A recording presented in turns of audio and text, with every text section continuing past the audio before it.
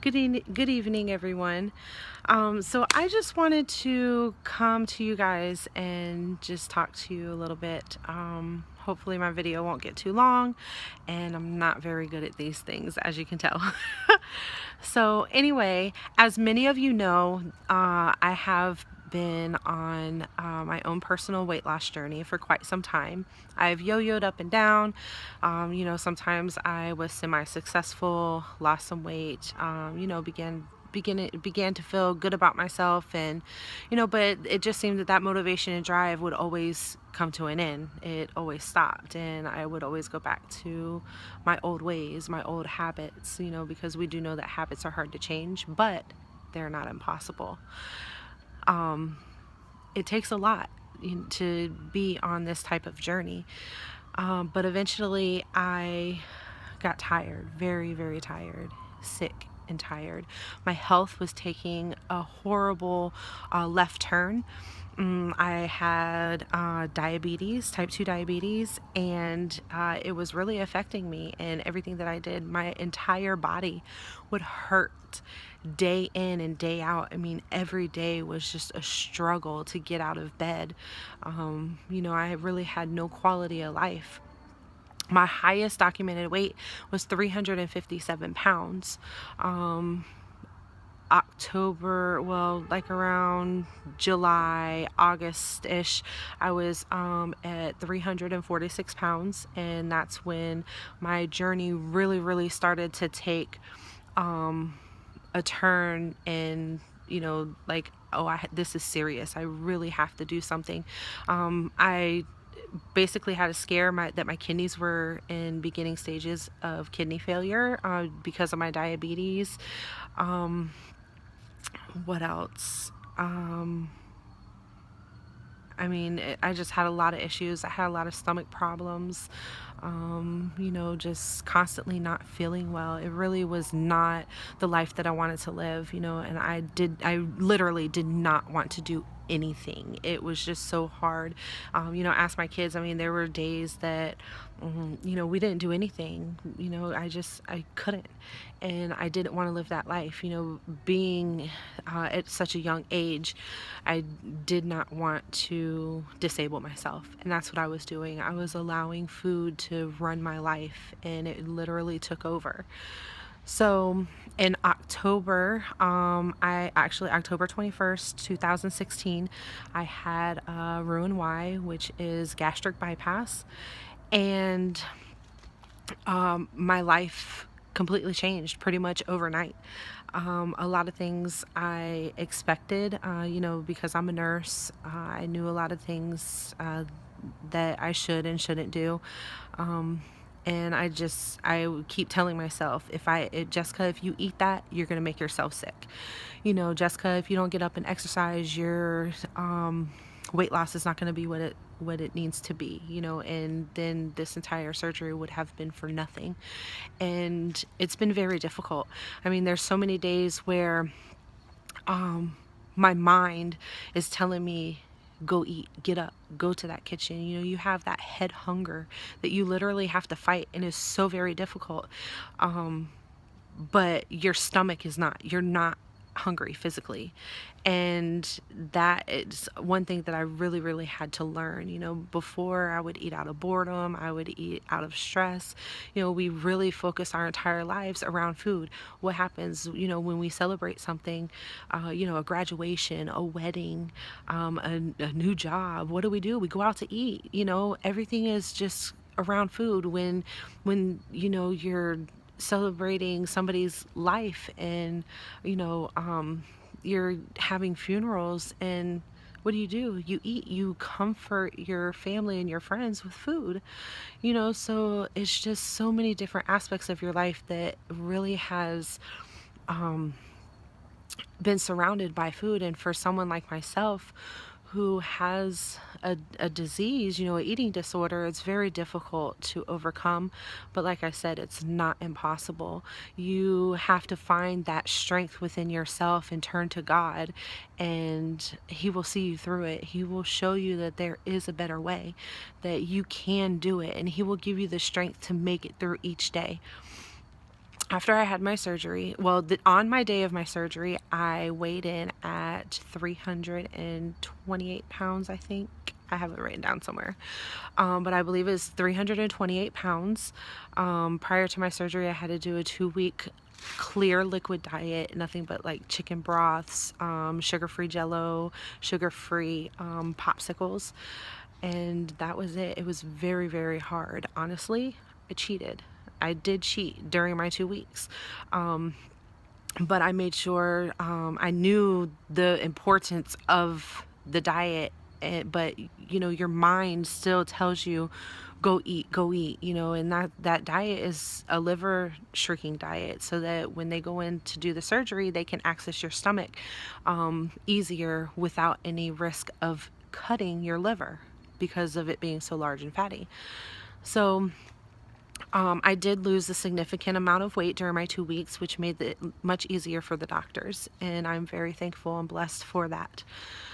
So I left the hospital and I came home, and I was on no restrictions, but I did take it easy for the first couple of weeks, and I started going to the gym. On November 7th, I went and got a membership, and I started going to the gym 5 days a week. Very shortly after that, I think it was the next week, like November 14th or 15th, I signed up and got a personal trainer. And I see her once a week at the gym for strength training, but to begin with. So to begin with, I was seeing her just once a week for strength training, but I was doing my strength training 2 to 3 times a week, and then I would do cardio. Depending, if I did strength training 3 days a week, I would do cardio twice, and then vice versa. Right around Christmas time, I started to let excuses get in the way. Oh, I'm too busy at work. We have a lot of mandatory overtime. So I stopped going to the gym, and I was only going literally once a week because that's when I met with my personal trainer. I still continued to eat properly. That's one thing that I have really stuck to. I didn't do the surgery for anything, for nothing. And I don't want to go back to my old ways. So there has been times that I have taken, a bite of cake, or like on Thanksgiving and Christmas, I had some desserts. But it's definitely not an everyday thing, and it's not an every week thing. And definitely on the holidays, I paid for it. I felt horrible, not just mentally, but physically too. What else? So anyway, I eventually, not too long ago, it's been about maybe a month now, I increased my, maybe 3 weeks. I increased my days with my personal trainer, and I see her twice a week for strength training. And I haven't been going on other days for my cardio. I'm telling you guys this because I want to be transparent. I want all of you to know that the struggle is real, that just because myself or anybody else who has weight surgery, it's not an easy way out at all. We still struggle to lose the weight, and I want to let anybody know who is going through the process of trying to lose weight, or even going through the process of weight loss surgery, that you can make it through. Just if you mess up one day, get back on the wheel.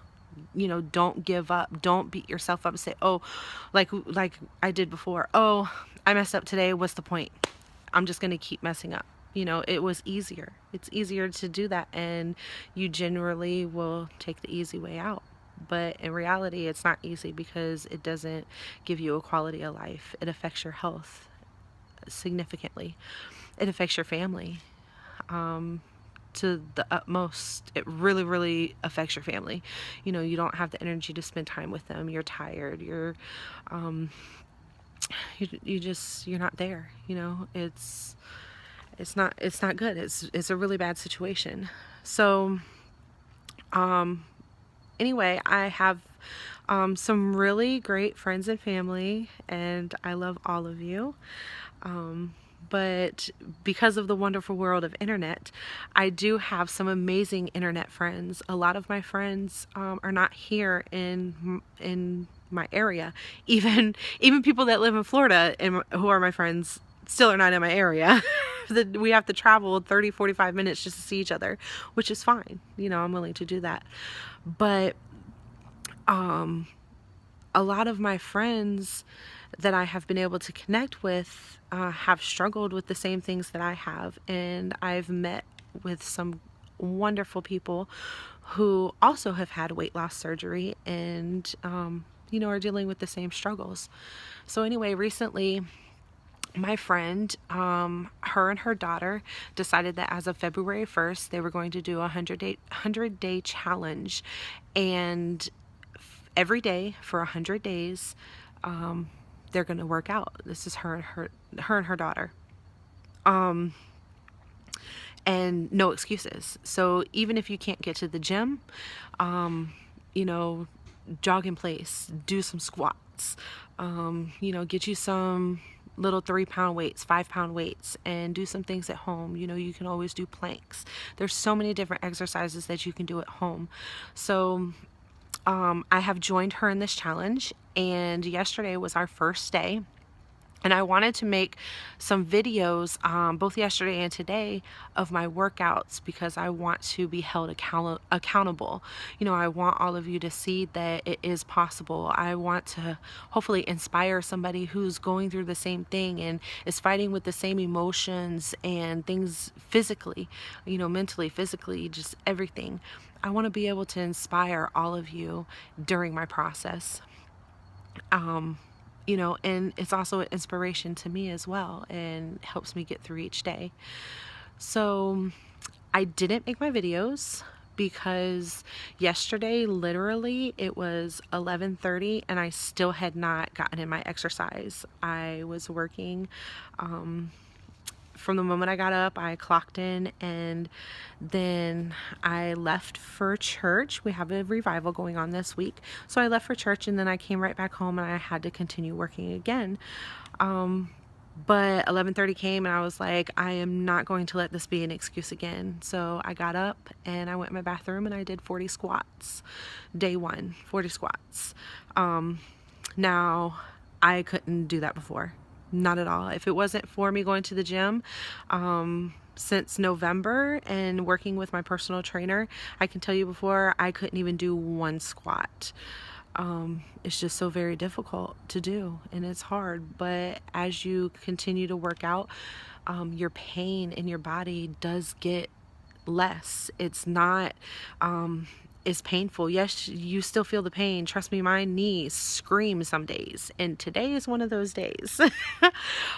So today was my appointment with my personal trainer, and we did a lot of new exercises today, and like I said, my knees are screaming at me, but it's well worth it because, you know, tomorrow the pain is going to get much less. You know, I'm not like before where I couldn't even squat down. I could not squat before at all. If I dropped something on the floor, I could barely pick it up.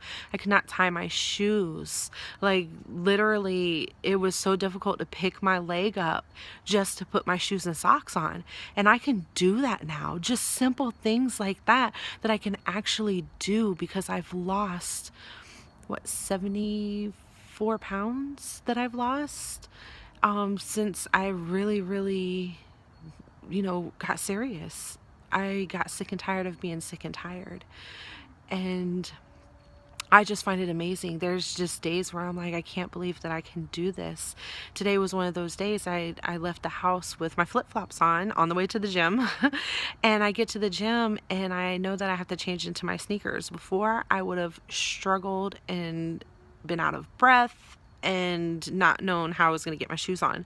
But today I was able to lift my leg up and put it in the seat with me, in my same seat, and put my shoes and socks on. I mean, it just blew me away because I am now able to do that. You know, I can actually bend down and pick things up off of the ground when I drop them. And I don't have to hold onto a wall to pick it up or ask one of the kids to come help me, you know, and